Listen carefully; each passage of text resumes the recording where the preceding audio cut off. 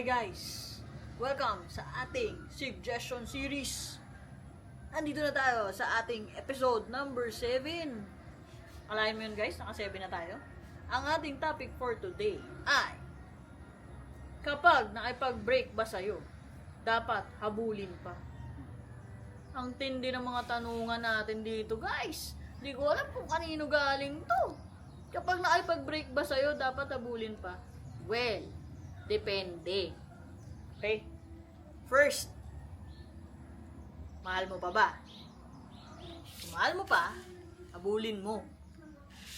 Kasi, dapat, dumating sa point na, parang, sa tingin mo, wala ka ng regrets pag pinakawalan mo siya. Minsan kasi, sa immature relationship, ano na lang yun, parang exercise na lang nila na, break muna tayo, ganyan. Diba?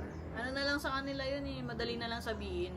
Pero pag nasa mature relationship ka kasi, pag dumating sa point na break na kayo, yun yung nakakatakot.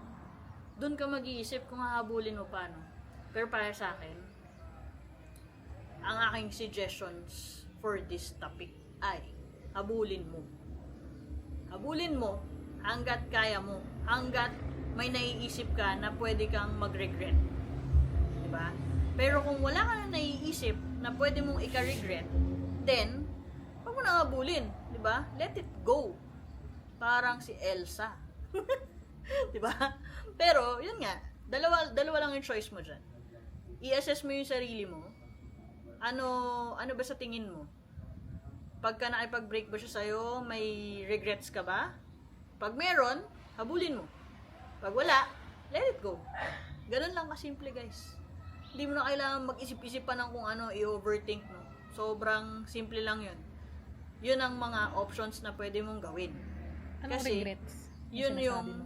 Ayun yung paraan para sa mature relationship. No? Pero pag immature relationship kasi parang wala na lang yun eh. Ano na lang sa kanila yun eh. Talaga nga, habulin mo kasi parang ano na lang sa kanila yun. Galit ako, break muna tayo. Diba? Habulin mo talaga yun. Pero at some point, magsasawa ka na dun eh. Pero pag mature, dalawa lang yung suggestions ko. Habulin mo pag may naiisip ka pa na regrets.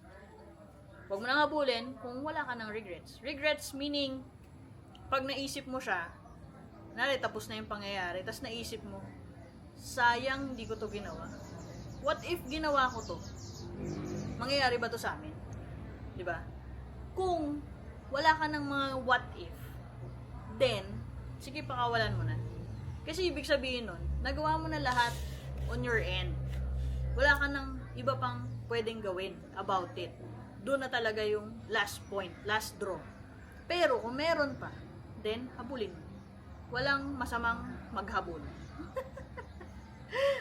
Kasi yung iba minsan parang taas yung pride nila, no? Pero kasi pag mahal mo, wala kang choice eh. Habulin mo yun hanggat may regret or may what if ka.